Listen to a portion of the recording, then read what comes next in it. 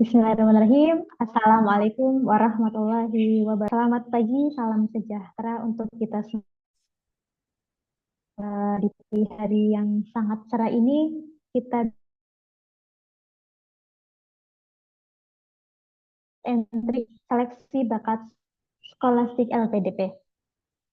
Saya mengutip dari salah satu postingan narasumber kita hari ini, bahwa berjuang demi mencapai titik kelulusan memang perlu. Namun, ada hal yang juga tidak kalah penting yang harus kita pikirkan, yaitu apa yang akan kita lakukan setelah dinyatakan lulus nanti. Perkenalkan, saya ini saya yang akan jadi moderator dalam acara webinar kali ini. Senang sekali hari ini bisa membersamai kawan-kawan pejuang beasiswa LPD yang mungkin dari beberapa waktu yang lalu, beberapa kawan-kawan yang sudah lolos di bagian seleksi administrasi ataupun juga bagi teman-teman yang mungkin belum mendaftarkan diri tapi hari ini dengan sangat antusiasnya.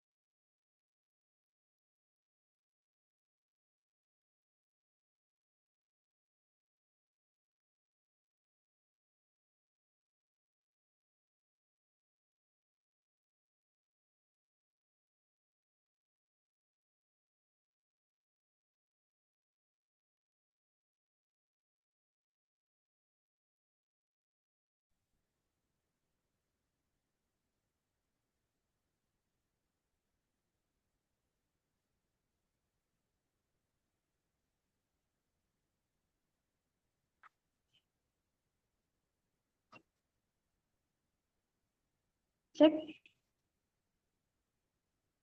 suara saya terdengar kawan.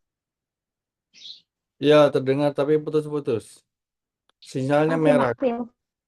Oke, ya mungkin ini saya kendala jaringan juga. Mohon maaf ya kawan-kawan kalau nanti saya terpotong bicaranya. Mungkin sudah hadir di sini Kak Fauzan. Halo Kak Fauzan, gimana kabarnya Kak?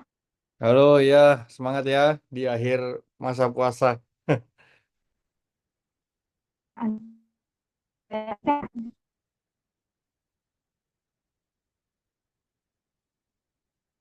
dia ya, mungkin di sini teman juga. Saya mungkin langsung saja Kak, di sini sudah banyak yang bergabung kawan-kawan para pejuang beasiswa LPDP yang sudah sangat antusias, yang sudah sangat siap mendengarkan sharing materinya. Oke, silakan Kak, kepada Kak Fauzan saya persilahkan. Baik, terima kasih. Selamat pagi. Assalamualaikum warahmatullahi wabarakatuh. Selamat siang ya ini ya. Oke, teman-teman semua, saya sapa. Bagaimana kabarnya? Halo. Baik, Alhamdulillah baik. Oke, siap. Ya, nggak ngantuk ya. Sehat. Jadi kemarin tuh saya memang ditanya nih, kira-kira kalau hari ini cocoknya jam berapa gitu. Nah, lalu saya kasih opsi pagi. Soalnya iya, supaya teman-teman nggak ngantuk ya. Kalau siang atau sore kan udah capek banget tuh, terutama yang puasa kan. Jadi semoga dengan materi pagi ini ya kita bisa memaksimalkan persiapan seleksi bakat skolastik ya.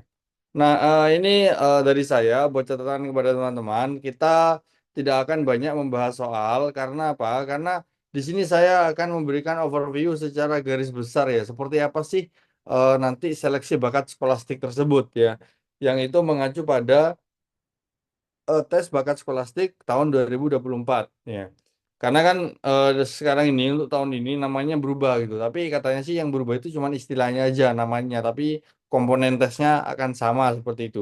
Nah, di sini nanti saya akan memberikan gambaran dan contoh soalnya seperti apa supaya kalau teman-teman mau belajar itu nanti bisa mencari soal yang serupa atau sama dari berbagai sumber di internet, teman-teman.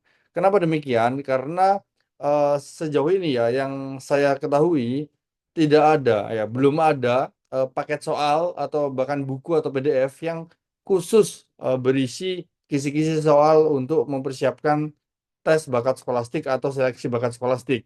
Jadi dari dulu kalau mau belajar materi tes ini, orang-orang ya mencari soal yang kira-kira eh, cocok atau sama seperti itu. Ya, tanpa berlama-lama, mari kita mulai ya.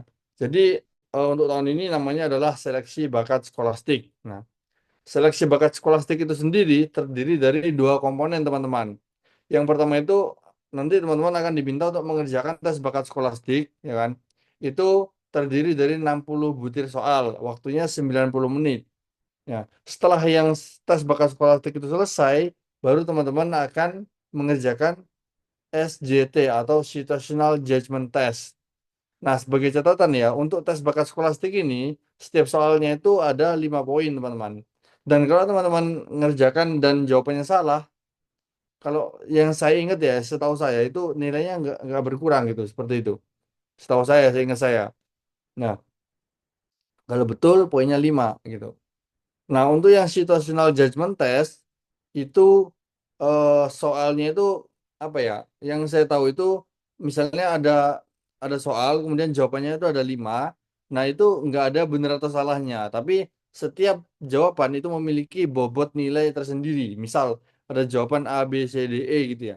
Nah, jawaban A itu nilainya 1, jawaban B itu nilainya 4, jawaban C itu nilainya 3. Nah, seperti itu.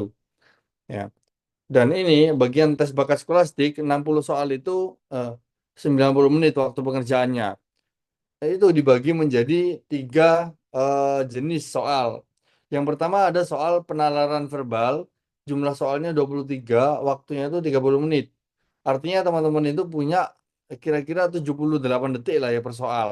Nah, saya menyarankan untuk penalaran verbal ini teman-teman kerjakan dengan maksimal. Kenapa? Karena soalnya itu sangat mudah. Dalam artian gini teman-teman. Kalian itu baca soalnya ya, kira-kira gak sampai 5 detik bisa. Kemudian setelah baca soal gak sampai 5 detik, mungkin teman-teman mencari jawaban dan berpikir itu nggak sampai 10 detik gitu. Bisa gitu. Artinya satu soal untuk penalaran verbal itu bisa teman-teman kerjakan tidak sampai 30 detik gitu. Nah, artinya kan teman-teman bisa menghemat waktu ya kan di bagian penalaran verbal ini gitu. Nah, kemudian ada yang namanya penalaran kuantitatif ya. Jumlah soalnya itu ada 25. Nah, waktu pengerjaannya ya itu 40 menit, teman-teman. Ya. 30 menit tambah 600 detik ya, 40 menit. Nah, artinya teman-teman punya 96 detik per soal gitu.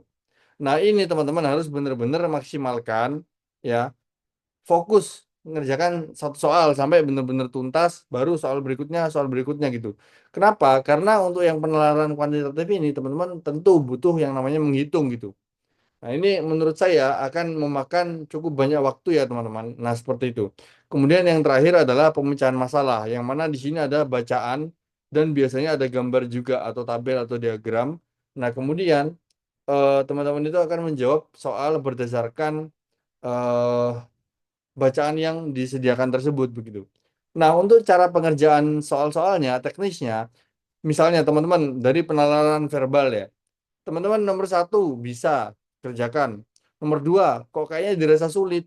Teman-teman bisa skip ke nomor 3. Nah, setelah nomor 3 selesai, nomor 4, nomor 5, terus nomor 6 sulit, di skip dulu. 7 sulit, di skip. Seperti itu, sampai nomor 23.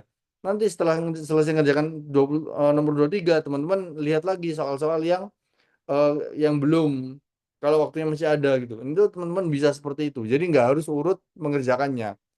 Tapi kalau misalnya teman-teman sudah nih selesai penalaran verbal, kemudian teman-teman mengerjakan bagian penalaran kuantitatif. Nah, teman-teman nggak bisa balik lagi ke bagian penalaran verbal seperti itu. Jadi, untuk penalaran verbal 30 menit itu silakan maksimalkan waktunya kan. Kemudian untuk yang kuantitatif maksimalkan juga 40 menit. Kemudian yang pemecahan masalah 20 menit itu maksimalkan juga seperti itu. Nah, untuk penalaran verbal sendiri teman-teman, nanti teman-teman itu akan menemukan ya, penalaran verbal itu dibagi tiga jenis soalnya. Jadi ada soal analogi itu 8, ada soal penalaran logis itu 8, kemudian penalaran analitis itu ada 7 butir soal. Nah, di sini teman-teman misalnya mau ngerjakan yang penalaran analitis dulu boleh, mau yang ngerjakan yang penalaran logis dulu boleh, selama masih di lingkup penalaran verbal ya teman-teman. Begitu. Kemudian ini adalah contoh soal ya, yang penalaran verbal analogi. Teman-teman bisa lihat ya, yang sebelah kiri ya kan. Ini tuh ada apa? Kepak ya, kepak. Kemudian ada sayap. Nah, ini analoginya seperti apa sih? Sayap itu dikepakkan ya. Sayap itu dikepakkan. Itu seperti apa? Seperti oksigen dihirup, betul nggak? Oh ya, masuk akal. Kemudian ada kepala, kepala disandarkan. Oke, masuk akal juga. Kemudian ini, kaki dihentakkan. Masuk akal juga. Terus tali, tali diapakan? Ditarik. Oh, ini masuk akal juga. Terus yang terakhir, burung kutilang. Oh, ini nggak masuk akal. Karena kutilang adalah salah satu jenis burung ya kan. Bukan kutilang di burung, bukan kan? Nah, jadi mana nih antara A, B, C, dan D? Nah, kita lihat kepak sayap itu ya. Eh, sorry.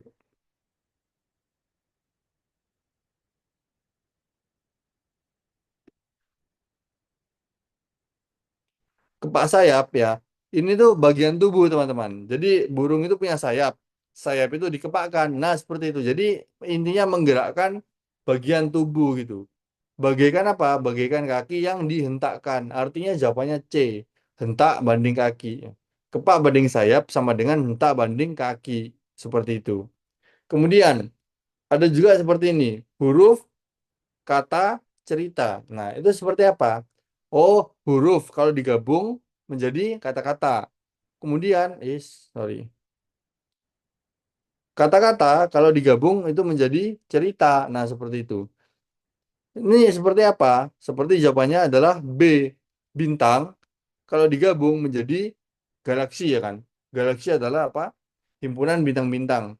Kemudian ada banyak galaksi menjadi semesta. Nah, jadi huruf banding kata banding cerita itu sama dengan bintang banding galaksi banding semesta.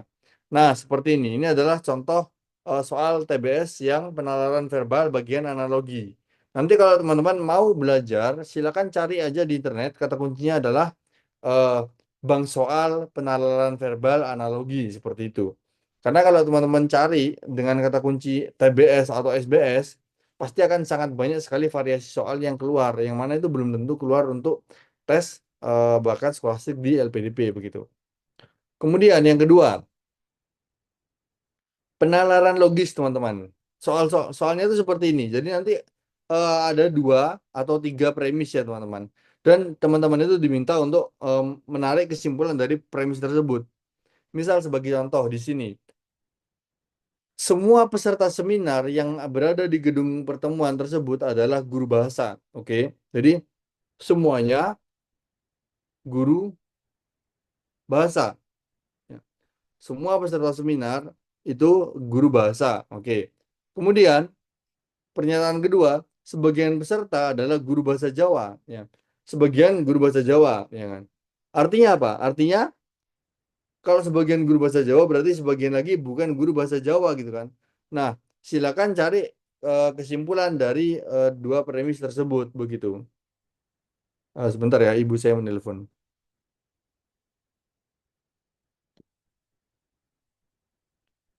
Assalamualaikum. Bu, sebentar Bu, aku masih Zoom.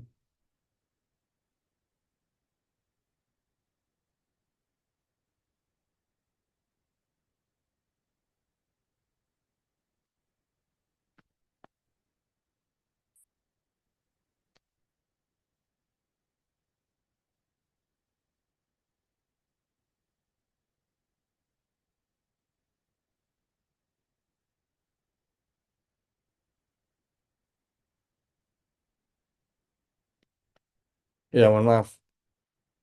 Oke, sampai mana tadi? Ya, jadi sebagian peserta seminar adalah guru bahasa Jawa. Artinya, sebagian lagi merupakan apa? Bukan guru bahasa Jawa. Ada nggak di sini? Peserta seminar tidak selalu guru bahasa. Salah ya. Karena di premis pertama semua peserta adalah guru bahasa. Kemudian yang kedua, sementara guru olahraga adalah guru bahasa. Ini nggak ada keterangannya ya. Nggak ada yang menyebutkan tentang guru olahraga gitu. Yang jelas guru olahraga itu bukan guru bahasa. Nah, yang C, sebagian guru bahasa selain guru bahasa Jawa adalah peserta seminar. Betul ya? Karena peserta seminar adalah terdiri dari guru bahasa yang mana itu termasuk guru bahasa Jawa dan yang bukan guru bahasa Jawa. Artinya, sebagian guru bahasa selain guru bahasa Jawa, ya kan, adalah peserta seminar. Ya, bisa ditarik kesimpulan, maka ini jawaban yang benar adalah C, teman-teman. Seperti itu. Ini kalau misalnya teman-teman mau baca rumusnya ya, itu ada juga rumusnya cari di internet ya. Temanya adalah penalaran verbal, penalaran logis gitu. Nanti teman-teman kalau misalnya mau belajar pakai rumus bisa juga, tapi kalau mau nggak pakai rumus ya bisa juga seperti itu. Nah, kemudian ada contoh soal yaitu penalaran verbal analitis gitu. Nanti teman-teman di situ akan ada soal seperti ini ya. Yang ini tuh menurut saya membutuhkan teman-teman untuk coret-coret.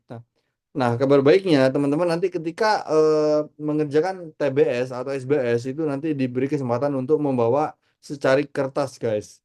Nah, kemudian pulpen atau alat tulis lah. Tapi kertasnya itu selembar aja ya, jangan lebih gitu. Karena kalau nggak salah nggak boleh lebih dari 1 lembar.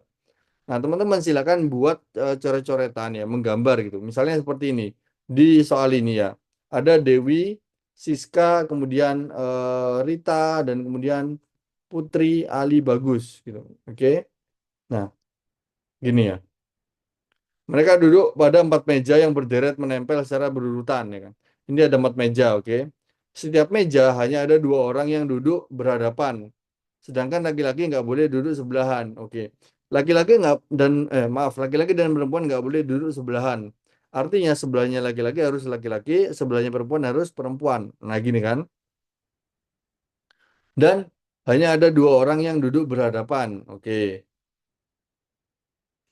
Oke, laki-laki perempuan nggak boleh duduk sebelahan, oke ya. Dan meja C terletak di paling kiri. Nah, paling kiri berarti ini ya, meja C. Kemudian meja B terletak di antara meja A dan D. Nah, meja C antara A dan D. Berarti kan C nggak mungkin di paling kanan, nggak mungkin di sebelah C ya. Artinya meja B itu terletak di sini gitu. Nah, sekarang kita nggak tahu mana meja A dan D. Apakah A itu yang kiri, apakah A itu yang kanan gitu kan. Kita lihat ya pernyataan pertama, keterangan pertama. Rio ada di meja D. Yang letaknya 2 meja di kanan meja A. Nah, Rio di meja D yang 2 meja di kanan meja A. Artinya meja A nggak mungkin di paling kanan. Meja A berada di sini. Kemudian 2 meja di sebelah kanan meja A adalah meja D. Nah gitu. Dan Rio berada di meja D. Nah laki-laki kan di sini nih, di atas. Nah, Rio di sini. Nah seperti itu. Kemudian Siska di meja C. Nah, artinya Siska di bagian sisi perempuan meja C. Nah di sini. Dewi duduk di kursi kedua sebelah kanan Putri. Oke, kalau misalnya Putri itu di meja D, nggak mungkin kan Dewi duduk dimanapun. Kalau Putri di meja B, nggak mungkin juga. Kalau Putri di meja A, nah artinya Dewi itu duduk di kursi kedua sebelah kanan Putri. 1, 2. Nah, seperti ini. Dewi di sini ya. Kemudian Bagus berhadapan dengan Siska. Nah, Bagus di sini. Kemudian Ali tidak mau duduk di sebelah Rio. Berarti Ali nggak mungkin di B. Ali di A. Nah, siswa yang duduk berhadapan di meja B adalah siapa? Kita tinggal lihat siapa sisanya yang belum disebutkan, yaitu Rita dan Adi. Jawabannya ada? Apa jawabannya? Halo? Oke. Iya, jawabannya C ya teman-teman ya. Sorry. Nah, jawabannya C ini ya, Adi dan Tita. Oke. Nah, seperti itu teman-teman. Dan ini ya, terkadang, terkadang itu satu bacaan gini, itu soalnya itu ada 2, ada 3. Tapi kadang-kadang juga satu bacaan soalnya cuma satu seperti itu. Tapi nggak apa-apa, kalian fokus aja ngerjakannya gitu ya. Nah, oke. Jadi untuk penalaran analitis ini memang membutuhkan waktu lebih banyak dibandingkan yang bentuk lainnya gitu. Kemudian setelah selesai mengerjakan yang penalaran verbal, kalian silakan next ke bagian penalaran kuantitatif. Yang mana penalaran kuantitatif ini terdiri dari soal deret angka jumlahnya 8 butir, kemudian aljabar dan aritmatika jumlahnya 8 butir juga, lalu ada kecukupan data jumlahnya ada 9 butir, teman-teman. Nah, seperti ini deret angka ya, teman-teman. Deret angka, kalian tulis aja angka-angkanya gitu. Nah, misalnya ini, berapa sih angka yang pas di setelah 37 kan? Caranya kalian, udah kalau misalnya kalian nggak mau menghafal rumus ya, cari aja pola-polanya dengan cara melompat gitu. Biasanya kalau titik-titiknya satu ya, ini tuh polanya tuh lompat satu, lompat satu, lompat satu, lompat satu gitu. Kalau titiknya ada dua, biasanya tuh lompat dua gitu. Jadi misalnya 5, 13, 37, nah, 7, 25 berapa nah gitu. Biasanya ya. Oke, sekarang kita coba lihat teman-teman seperti ini. 5 ke 7 tambah 2, 7 ke 13 tambah 6, 13 ke 25 tambah 12.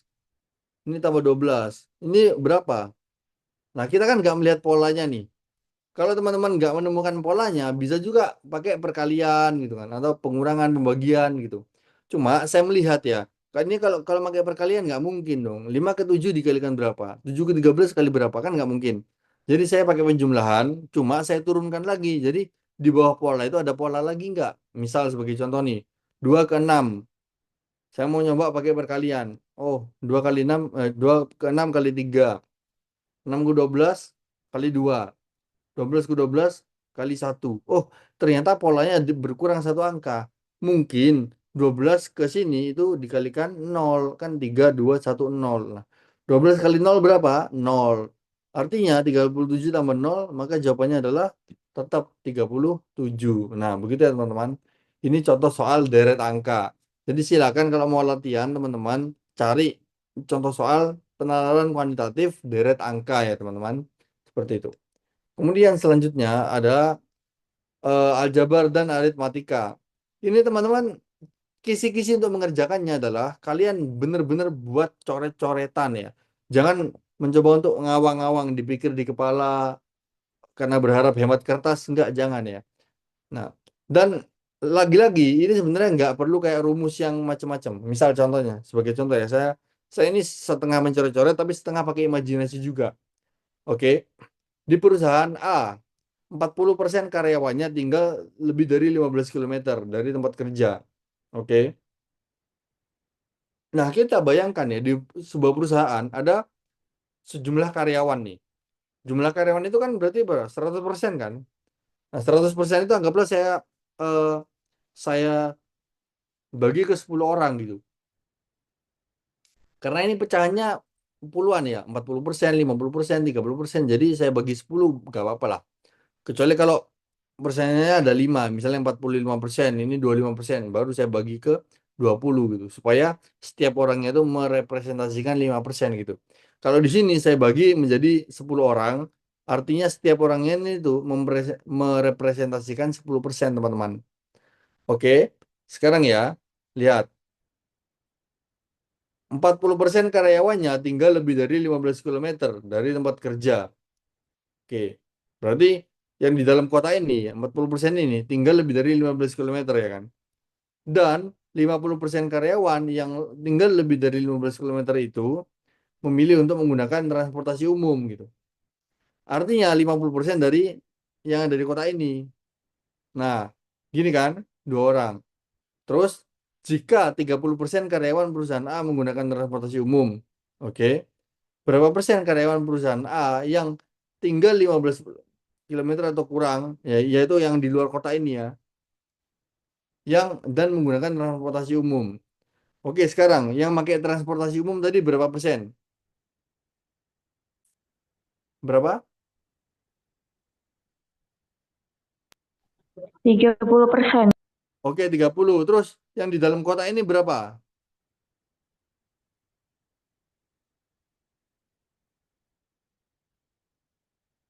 Yang di dalam kotak ini berapa persen kalau dibandingkan dengan jumlah keseluruhan? 40%. Eh, dibandingkan keseluruhan, ya, yang di dalam kotak ini ya 40%. Terus yang di dalam kotak yang naik kendaraan umum berapa persen kalau dibandingkan keseluruhan? 20%. 20%. Artinya yang sisanya berapa? 80%. Eh, loh.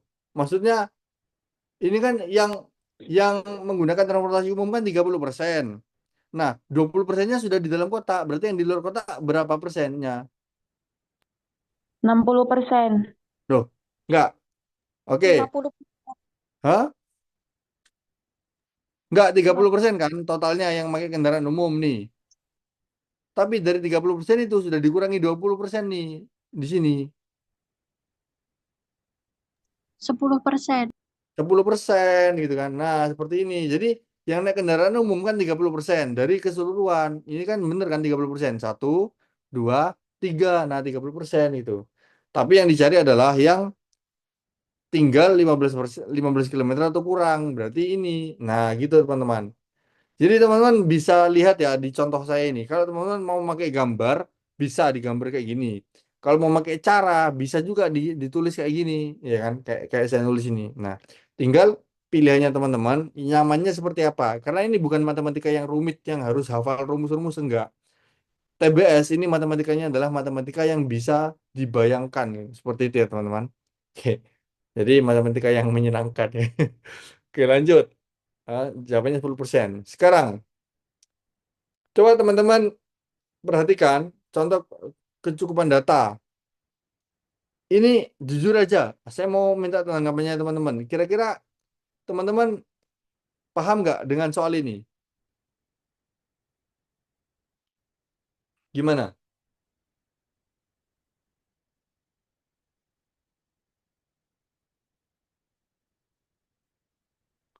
Gimana? Tahu nggak maksudnya? Ini teman-teman, kan ada pertanyaan ya. Berapa jumlah kelereng Zidane? Oke, berapa jumlah kelereng Zidane? Jadi ada 3 anak, ya kan? Mika, Ega, dan Zidane punya kelereng. Jumlah kelereng Mika lebih banyak dari Ega, sedangkan Zidane punya kelereng terbanyak. Nah, pertanyaannya berapa jumlah kelereng Zidane gitu kan? Nah, ini kan informasi di soalnya belum lengkap. Nah, kira-kira teman-teman itu butuh informasi apa saja supaya bisa terjawab pertanyaannya. Kalau cuma butuh informasi pertama, jawabannya A. Kalau cuma butuh informasi kedua, jawabannya B. Kalau butuh dua-duanya, ya kan, maka jawab C.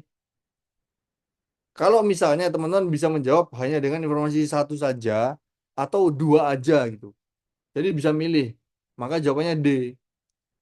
Tapi kalau kedua informasi ini masih belum cukup untuk menjawab, maka teman-teman menjawab E.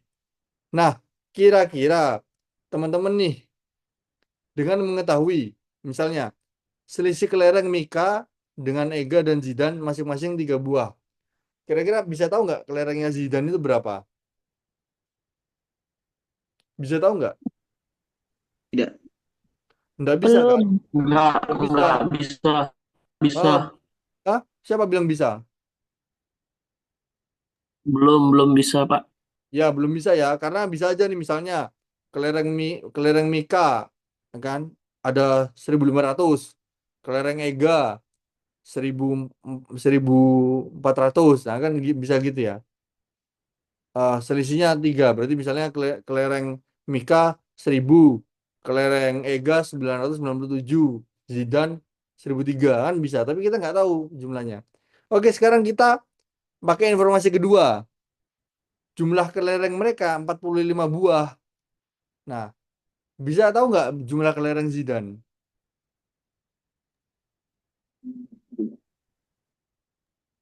Nggak bisa.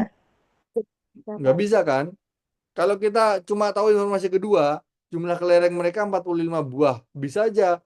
Misalnya kelerengnya Zidane 40, sedangkan kelerengnya Ega cuma 2, kelerengnya Mika ada 3, kan bisa.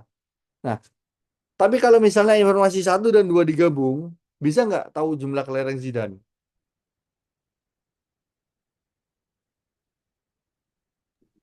Bisa. Bisa kan? Ya udah. Nah, teman-teman langsung aja jawab C gitu. Jadi di sini teman-teman nggak perlu tahu berapa gitu. Jadi teman-teman tuh bisa memperkirakan aja ya, dikira-kira seperti itu. Kira-kira cukup nggak nih informasinya untuk menjawab itu? Nah ya, gitu ya. Nah, tapi ini sekarang saya kasih bonus, saya kasih coba kerjakan ya. Misalnya soalnya kan seperti ini. Jumlah kelereng Mika itu lebih banyak dari Ega, oke? Sedangkan Zidane punya kelereng terbanyak. Berarti kan gini. Sedangkan selisihnya itu masing-masing 3. Oke lah, anggap aja kelerengnya Ega itu X, maka kelerengnya Mika itu X plus 3. Kelerengnya Zidane itu X plus 3 plus 3. Nah, ya kan? Dan totalnya kan berarti 3 kali 3X plus 9, ya kan? Dan jumlah kelereng mereka 45, artinya 3X plus 9 sama dengan 45.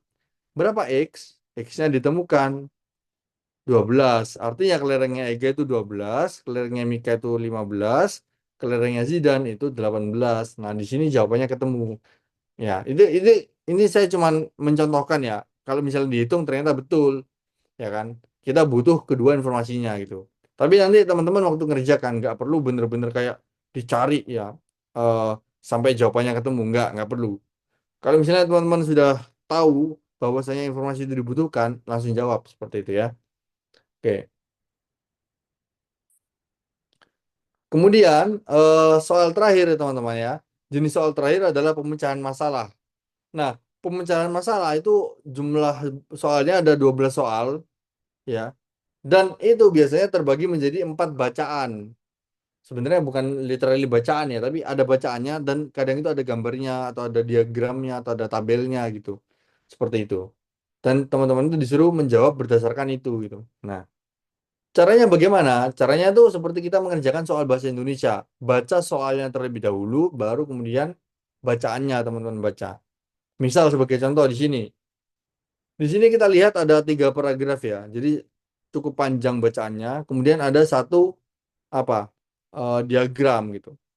Tapi soalnya ini berdasarkan paragraf 1, manakah pernyataan di bawah ini yang benar gitu. Nah, berdasarkan paragraf 1 artinya apa? Ya udah teman-teman baca paragraf 1 aja gitu, lalu jawab pertanyaannya. Jangan teman-teman pedulikan paragraf 2, paragraf 3 gitu. Langsung jawab soalnya dengan membaca paragraf 1 teman-teman. Ya, kalau ini saya rasa nggak perlu kisi-kisi ya. Ya ini ya cari soal yang lebih gampang dulu ya untuk dikerjakan seperti itu. Biasanya soal yang pertanyaannya itu cukup dengan melihat ini apa diagramnya supaya bisa cepat kan, nggak usah baca, tinggal lihat seperti itu. Lalu ini teman-teman, ini adalah contoh soal situational judgment test gitu. SJT, yang mana seperti yang saya bilang tadi, ya setelah teman-teman mengerjakan TBS selesai semua, submit, kemudian teman-teman melangkah ke bagian SJT, Situational Judgment Test. Nah, dan bagian ini itu sebenarnya nggak ada yang namanya benar atau salah. Cuman setiap setiap jawaban yang teman-teman pilih itu memiliki poin gitu. Jadi nanti poin mana, berapa poin yang teman-teman dapat dari menjawab itu gitu. Misal sebagai contoh, Anda sedang mengemudikan harusnya, mengemudikan kendaraan. Tiba-tiba handphone Anda berdering. Apa yang akan Anda lakukan gitu? A. Menepi untuk mengangkat handphone. B. Menyuruh rekan yang di samping Anda untuk mengangkatnya. C. Membiarkannya sampai ke tujuan. D. Mematikan handphone karena mengganggu. E.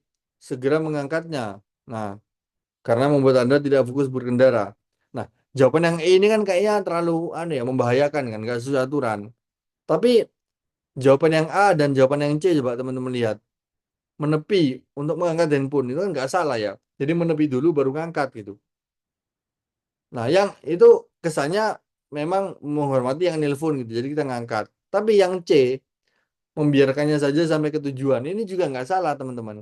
Jadi teman-teman bisa ke tempat tujuan, setelah nyampe baru telepon balik gitu. Bilang kalau tadi masih di jalan.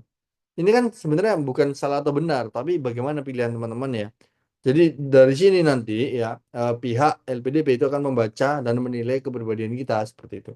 Makanya di sini kita tidak ada salah benar begitu ya. Nah, dan itu adalah bagaimana soal TBS. Sekian dari saya ya. Itu tadi baru gambaran awal aja. Setidaknya teman-teman di sini bisa tahu gitu ya, seperti apa gambaran SBS. Silakan tinggal latihan supaya semakin siap untuk menghadapi ujian. Sekian, terima kasih dari saya. Selamat siang. Wassalamualaikum warahmatullahi wabarakatuh. Waalaikumsalam warahmatullahi wabarakatuh. Oke, luar biasa sekali. Teman-teman, saya mohon izin karena saya harus off kamera. Karena di sini saya terhalang dengan sinyal ya teman-teman. Mohon izin untuk off kamera. Semoga tidak menjadi penghalang di acara webinar kita siang hari ini. Oke, luar biasa tadi sudah disampaikan terkait dengan bagaimana gambaran soal-soal tes bakat skolastik dari Kak Fauzan. Luar biasa ya teman-teman. Ternyata ada 3 bentuk soal, ada tentang penalaran verbal, penalaran kuantitatif, dan juga pemecahan masalah. Dan tadi kalau Kak Fauza menyampaikan itu, katanya matematikanya itu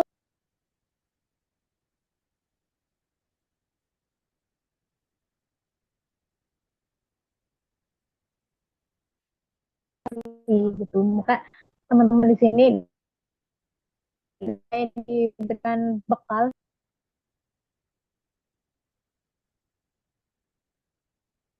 untuk teman-teman mungkin banyak timbul pertanyaan. Maka di sini kita buka untuk si bertanya. Silakan bagi teman-teman yang ingin bertanya boleh tuliskan di kolom chat ataupun boleh juga dengan open mic dan video. Silakan teman-teman, boleh saya buka untuk sesi tanya jawab.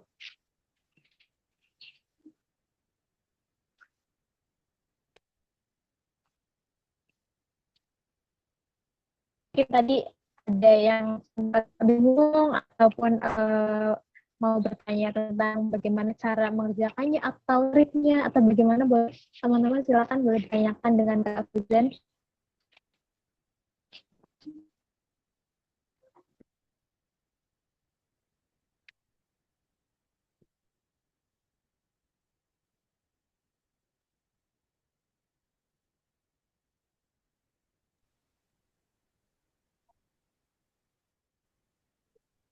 Oke, Kak Ahmad sudah ready, boleh di open mic-nya Kak.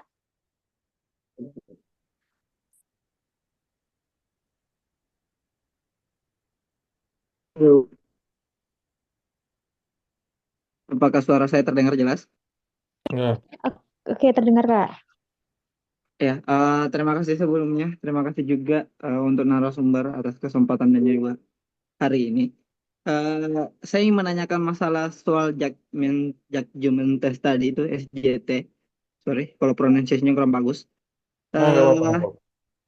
Gini Kak, kan SJT ini kan larinya seperti ke tes psikologi ya sebenarnya. Iya, Nah, betul. kalau kita berkaca dengan tes CPNS itu kan lebih ke tes apa ya namanya? Eh, TPA ya kalau TKP, tidak salah atau wawasan kebangsaan. Tes apa? izin Kak TKP. Ya TKP.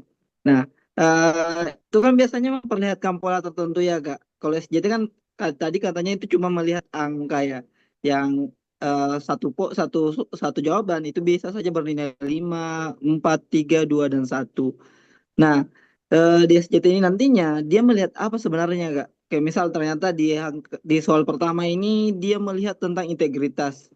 Nah, kalau dari percontohan yang tadi kan itu kita kurang menebak nih apakah itu eh apa ya, apakah contoh soalnya itu lebih merangsang kita untuk menghormati orang atau menghormati aturan.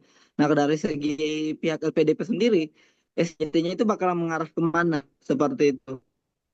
Apakah Nah, Kak ya. Fauzan mendengarkan? Oke ya, saya terima kasih ya atas pertanyaannya. Oke, saya bantu jawab ya. Tapi sebagai disclaimer saja, saya pribadi adalah seorang awardi dan bukan pembuat soal, bukan pula panitia persiapan penerima awardi LPDP gitu ya. Jadi saya tidak bisa menjawab yang mana jawaban saya itu pasti seperti ini gitu, tidak gitu. Tetapi saya menjawab berdasarkan pengalaman saya. Jadi dari 5 jawaban itu ya, dari 5 jawaban itu, tadi kan saya tunjukkan dua nih, 2 jawaban yang menurut saya memang pasti ada 2 jawaban yang paling potensial gitu. Terlepas dari apakah jawaban itu mungkin yang satu itu lebih ke arah ini untuk yang menaati peraturan, ini untuk yang apa gitu kan. Nah, jadi kalau menurut saya, ya jawab saja lah satu di antara dua pilihan yang paling potensial tersebut gitu. Ya, katakanlah misalnya sebagai contoh, ya kita bicara apa ya, idealisnya lah ya. Idealisnya kalau ada kalau ada orang jatuh itu kan kita kalau di dalam pelajaran SD kan harus menolong gitu kan. Tapi kan kalau kita lihat di lapangan, ketika ada orang jatuh, kita belum tentu menolong adalah pilihan terbaik karena kalau semua orang berhenti terus kemudian menolong akan macet jalan, ya kan. Nah, ya udah paling enggak kita udah jawab itu, tapi itu tidak tidak yang harus benar-benar apa yang kita lakukan di kehidupan nyata gitu. Jadi coba mindsetnya diubah, bukan bukan ke arah situ tapi ke arah jawaban mana sih yang kira-kira lebih disukai oleh bagian orang yang nanti menilai kita seperti itu. Jadi pakai nalar seperti itu aja gitu ya. Hmm. Udah tukar ya untuk kali itu. Heeh. Oke, makasih Kak. Sama-sama. Oke, sudah terjawab ya Kak Ahmad? Sudah Kak. Sudah, Oke, sudah. terima kasih. Oke, pertanyaan berikutnya ada di kolom chat dari Kak Fajrul Alam. Izin bertanya, apakah bisa diloncat-loncat dari penalaran kuantitatif dulu baru ke verbal atau yang lainnya? Silakan Kak Fauzan. Oh ya, terima kasih atas pertanyaannya ya. Itu nggak bisa ya. Jadi seperti yang saya apa namanya terangkan tadi ya. Jadi saya mau share lagi, ya kan? Ntar.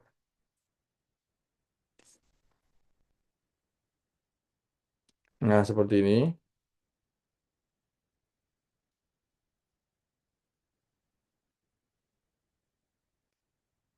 Jadi kalau misalnya dari penalaran verbal nih ya, penalaran verbal ini tuh ada ini analogi, penalaran logis dan analitis. Ini bisa lompat-lompat gitu, lompat-lompat bisa. Tapi kalau misalnya mau lompat-lompat dari penalaran verbal mau ke oh ini nanti aja deh mau ngerjakan kuantitatif dulu nggak bisa karena setiap setiap paket ini sudah punya batas waktu sendiri gitu. Jadi misal penalaran verbal nih waktunya 30 menit, kuantitatif 30 menit, pemecahan masalah 20 menit gitu. Dan ini harus urut, pertama penalaran verbal, kemudian kuantitatif, baru pemecahan masalah gitu. Nanti di dalamnya mau ngerjakan soal yang mana, analogi dulu, logis dulu, analitis dulu bisa. Atau misalnya yang apa namanya kuantitatif mau ngerjakan yang mana dulu bisa seperti itu. Jadi itu adalah yang bisa diloncatin dan yang tidak bisa ya. Seperti itu skemanya. Oke, Kak Fajrul sudah terjawab pertanyaannya ya Kak? Oke, sudah. Oke, buat teman-teman yang lain boleh silakan barangkali masih ada yang ingin didiskusikan, masih ada yang ingin dipertanyakan boleh. Masih saya buka untuk sesi tanya jawabnya. Silakan boleh melalui opening ataupun tulis di kolom chat.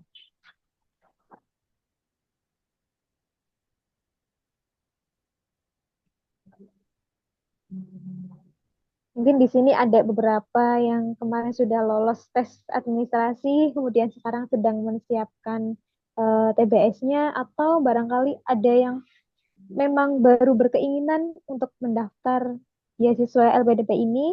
Boleh silakan dipertanyakan. Oke, ada pertanyaan dari Kak Al-Mahrobi.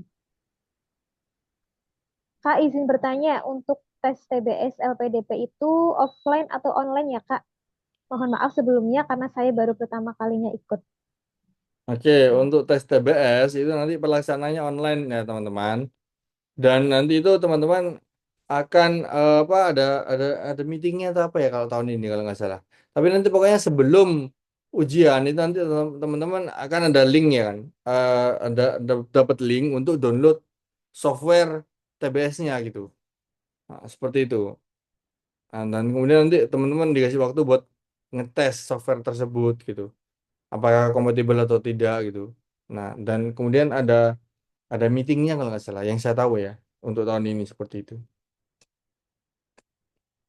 Ya, semoga menjawab.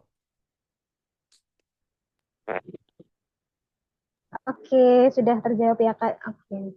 Berarti online dan tapi untuk waktunya ada sendiri ya Kak untuk waktu pengerjaannya atau bebas dalam satu harian itu?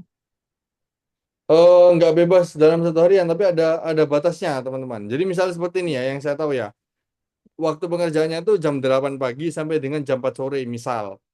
Nah, jam 8 pagi sampai jam 4 sore gitu. Tapi teman-teman ya tentu saja jangan ngerjakan jam 3. Kenapa? Karena kalau ngerjakan jam 3, selancar-lancarnya kalian mengerjakan, pasti nggak cukup waktunya. Karena apa? Karena jam 4 sore, pasti di, di close aksesnya. Sedangkan teman-teman harusnya kan dapat 90 menit. Tapi kalau teman-teman ngerjakan jam 3, ya jam 4 itu masih 60 menit gitu. Kayaknya kalian nggak bakal ngerjakan semua soal gitu. Nah, seperti itu. Jadi paling aman ya tetap sih jangan jam 2 ya mungkin jam 12 gitu itu paling lambat lah. Kenapa? Karena ya mengantisipasi misalnya sinyal atau apa gitu kan seperti itu. Oke, terima kasih Kak. Iya, memang lebih baik dikerjakan di awal ya Kak. Oke, ada Betul. pertanyaan lagi Kak yang masuk di kolom chat dari Kak Indah Parawangsa. Izin tanya Kak, untuk teknis pelaksanaan, apakah ada tips biar tidak ada kendala? Misal, spesifikasi laptop atau lainnya yang harus disiapkan. Berapa device yang harus digunakan? Terima kasih. Boleh dijawab dulu Ya, ya Kak Fauzi. mengenai spesifikasi laptop nanti itu akan apa ya diumumkan ketika nanti teman-teman diberi link untuk download aplikasinya gitu. Jadi nanti saat mau download aplikasi, teman-teman itu nanti akan ditulis ya. Kalau Windows minimal speknya seperti apa, kalau MacBook minimal seperti apa gitu. Kalau Linux nggak tahu apa kemarin ada Linux atau enggak ya. Nah, nanti ada spesifikasinya di situ. Nah, tapi saya rasa komputer-komputer zaman sekarang semuanya sudah mencukupi kok. Karena kemarin tuh kalau nggak salah ya ini ya, spesifikasinya itu minimal Core 2 Duo. Core 2 Duo itu kan udah lama banget tuh, udah 10 tahun yang lalu gitu. Kayaknya untuk komputer teman-teman yang saat ini udah mumpuni semua sih. Ah. Oke, berarti emang harus dipersiapkan segala-galanya ya Kak. Bukan Hmm. tapi ternyata media yang kita pakai juga harus benar-benar diperhatikan. Oke. Pertanyaan lagi barang. Di luar topik, hal ini terkait teknis di buklet LPDP tertera, peserta SBS wajib mengikuti simulasi SBS sesuai jadwal yang ditentukan LPDP. Itu bagaimana ya Kak? Karena tahun kemarin tidak ada simulasinya. Nah, tahun kemarin nggak ada simulasinya, apalagi saya yang di tahun-tahun sebelumnya. Jadi ya saya nggak tahu ya itu. Mohon maaf saya belum bisa menjawab. Jadi ya sudah ikuti saja. Nanti pengumumannya kan akan muncul gitu seperti itu. Jadi sepertinya akan ada Zoom meeting atau apa saya nggak tahu. Saya benar-benar nggak tahu tentang itu ya. Mohon maaf nggak bisa menjawab. Oke, berarti emang setiap tahun itu akan berbeda kebijakannya juga ya Iya Kak? betul, betul. Akan berbeda Oke, jadi kebijakan. teman-teman harus iya harus update terus terkait dengan informasi yang terbaru dari LPDP. Selanjutnya, ada pertanyaan dari Kak Giva. Mohon izin bertanya, Kak, apakah setiap bagian jenis tes ada konfirmasi dari peserta jika waktunya habis, atau akan muncul soal lanjutan jika waktunya habis tanpa ada jeda, Kak? Mohon penjelasannya. Terima kasih. Oke, jadi gini teman-teman. Kalau misalnya teman-teman yang mengerjakan tadi penalaran verbal. Nah, ketika teman-teman mengerjakan penalaran verbal itu di bagian atas, nggak tahu saya lupa atas kiri atau atas kanan itu ada timernya, hitung mundur waktunya gitu. Nah, lalu di sebelah kiri kolom itu ada atau kanan lupa, pokoknya itu ada nomor soalnya gitu. Yang mana soalnya itu bisa teman-teman klik, bisa ngerjakan gitu. Jadi kalau soal yang udah teman kerjakan nanti misalnya warnanya berubah jadi hijau. Kalau yang masih kosong masih putih gitu, seperti itu. Jadi teman-teman bisa memantau soal mana yang belum dikerjakan seperti itu. Seingat saya seperti itu ya. Oke, Kak Giva sudah terjawab pertanyaannya ya, Kak, terkait dengan waktu. Lanjut ya Kak, ada pertanyaan terakhir di sini. Ya, Oke, lanjut. Kak Giva sudah. Dari Kak Erna, mohon izin bertanya Kak, terkait passing grade TBS untuk jalur reguler, berapa ya Kak? Dan apakah poinnya langsung muncul setelah proses ujian selesai? Oke, baik. Poinnya langsung muncul setelah ujian selesai. Itu iya, betul. Poinnya langsung muncul setelah ujian selesai. Tapi kita nggak tahu passing grade-nya gitu. Anggaplah seperti ini, gampangnya misalnya, gampangnya nih ya. Tahun lalu ada yang ujian, yang jalur reguler umum ya. Tes ujian. Setelah ujian nilainya muncul nih. Nilainya dia 900 sekian itu, hampir 1000 gitu. Dia merasa, wah lolos nih aku. Soalnya passing grade-nya di bawah itu gitu kan. Nah, tapi ternyata ketika diumumkan TBS itu passing grade-nya di tahun itu 2024 batch 1 kalau nggak salah itu naik menjadi 1000 gitu. Akhirnya dia ya nggak lolos gitu. Seperti itu teman-teman. Jadi ya itu contoh aja gitu. Jadi sebenarnya kalau masalah apakah kita bisa tahu passing grade-nya atau enggak, ya itu bisa tahu kita. Tapi apakah kita lolos atau enggak? Maaf, bukan passing grade ya, nilai kita. Kita tahu nilai kita atau enggak? Itu kita bisa tahu. Tapi apakah itu nanti akan melampaui passing grade atau enggak? Kita enggak tahu karena passing grade-nya masih dirahasiakan gitu sampai nanti pengumuman. Nah, ada kabar kabar baik atau buruk ya, enggak tahu saya. Yang jelas yang kita lihat adalah skor dari apa namanya TBS-nya sendiri. Tapi kita kan nggak tahu skor dari situational judgment test kita. Sedangkan nanti nilai dari situational judgment test itu bisa bisa apa? Bisa mendukung juga seperti itu. Jadi ya masalah nilai itu sebenarnya ya saya bingung juga ya mau dikhawatirkan atau enggak ya. Soalnya ya itu belum final gitu teman-teman. Oke, Kak Erna sudah terjawab ya Kak, terkait dengan skor. Oke, sudah dikonfirmasi. Baik teman-teman, masih adakah yang mau didiskusikan kembali? Izin Oke, Kak, oke deh. Kak Ahmad yang raise hand,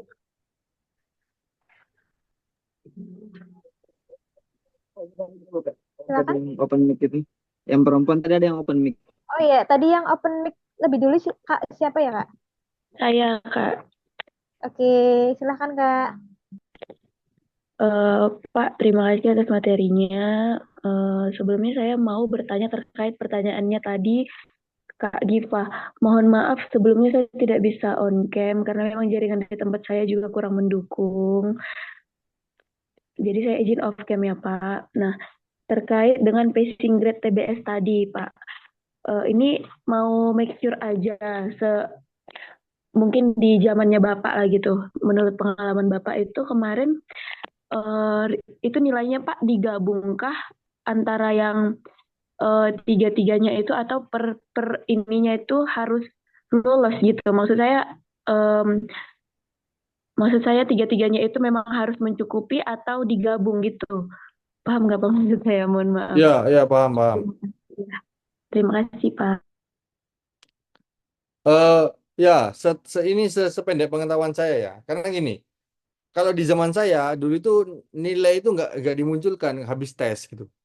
Jadi habis tes ya udah saya tinggalkan itu kan. Bahkan saya setelah dinyatakan lolos lolos TBS ya udah saya selesai itu. Sebenarnya teman-teman bisa kayak teman-teman saya itu bisa menanyakan berapa nilai TBS mereka gitu kan. Tapi saya nggak tanya karena menurut saya selama saya udah lolos ya udah gitu kan. Nah seperti itu.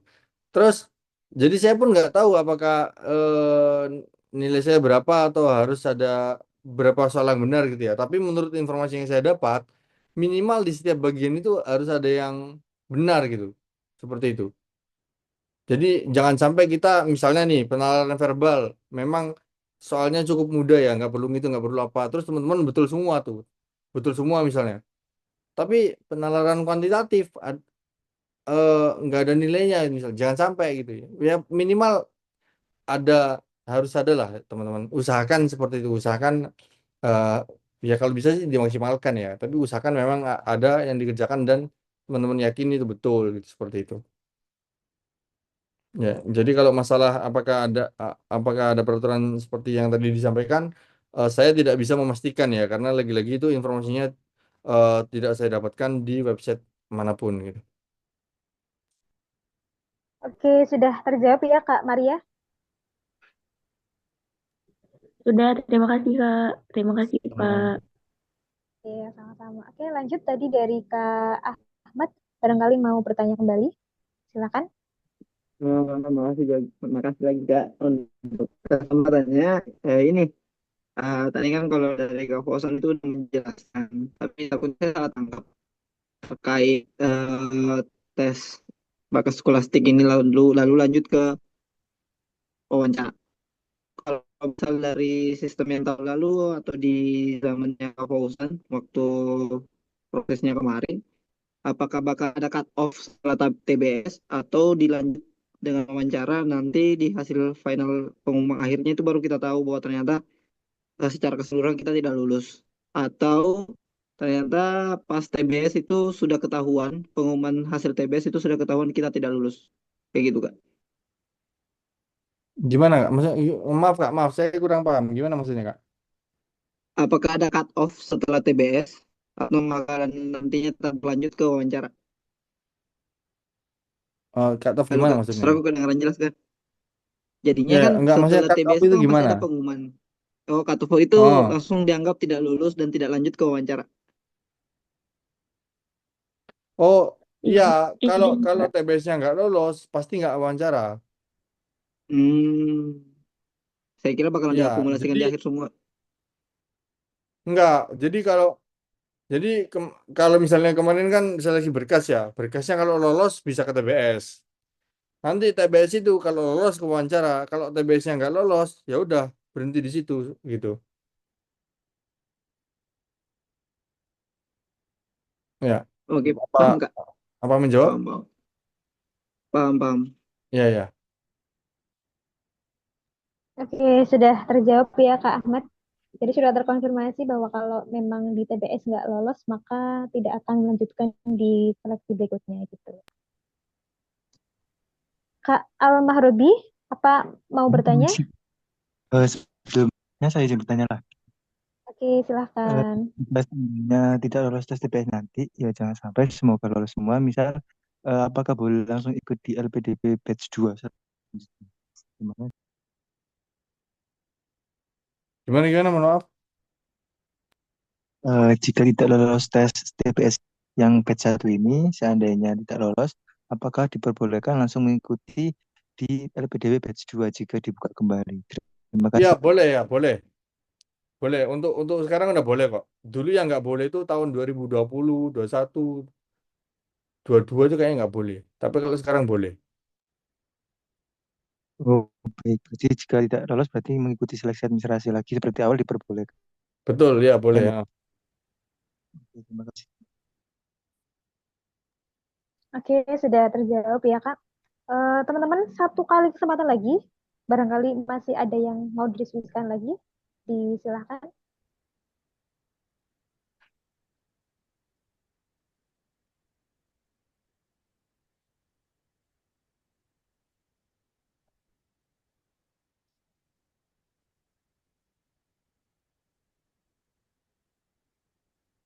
Atau sudah cukup? Barangkali sudah cukup, maka webinar hari ini kita akhiri. Sekali lagi, teman-teman, barangkali masih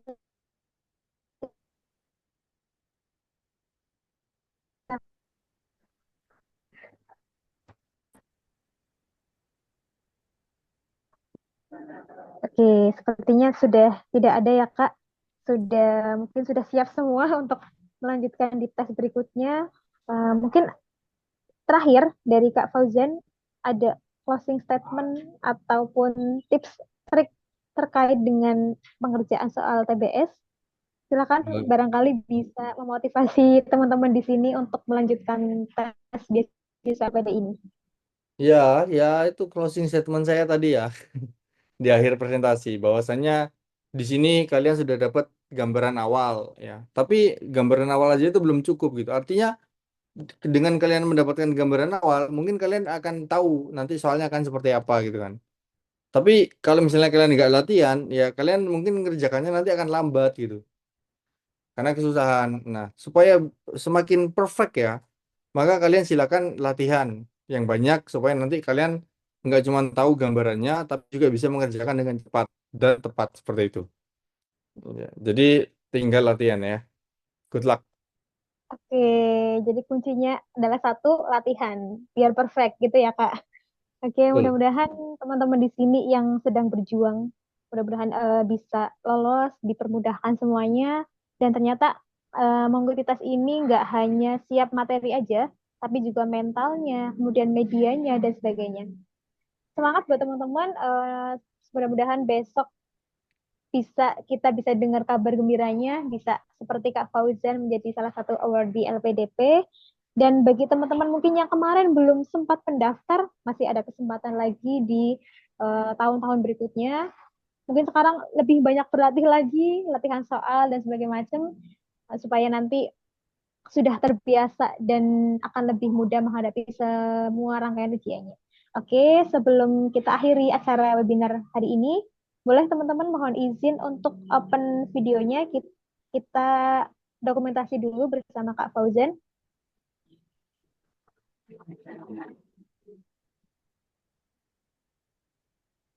Oke, yang lain masih ditunggu, boleh?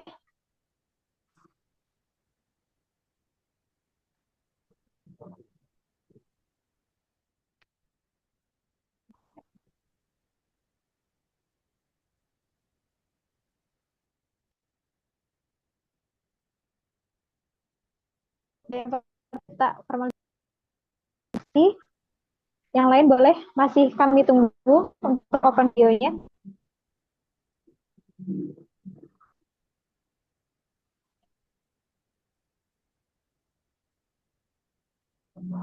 Oke, sudah mulai banyak yang terlihat. Oke, yang pertama mungkin kita formal dulu ya teman-teman. Saya hitung mulai dari hitungan satu. Oke, sekali lagi teman, boleh ya bebasnya. Satu, dua, tiga. Oke, terima kasih teman-teman. Terima kasih yang sudah mengikuti webinar acara hari ini di acara tips and trick tes bakat seleksi skolastik. Terima kasih di akhir Ramadan ini. Sekaligus saya mohon maaf sebagai moderator apabila banyak sekali kesalahan ataupun banyak sekali kendala. Terima kasih juga untuk Kak Fauzan atas sharingnya, atas ilmunya. Tahun lalu saya juga berkesempatan untuk menjadi moderator yang kebetulan juga narasumbernya adalah Kak Fauzan. Dengan materi yang sama, jadi Kak Fauzan itu sudah ahli di tes bakat sekolah SD gitu. Oke, mudah-mudahan teman-teman semua diberi kemudahan. Terima kasih Kak Fauzan, sehat selalu. Terus Ini, mudah-mudahan nanti di next kita bisa berjumpa lagi di ya. acara-acara webinar ini. Terima kasih teman-teman. Selamat siang. Saya akhiri. Wassalamualaikum warahmatullahi wabarakatuh. Waalaikumsalam warahmatullahi wabarakatuh. Selamat siang Kak Putri. Terima kasih Bang Fauzan. Terima kasih Pak Fauzan. Terima kasih.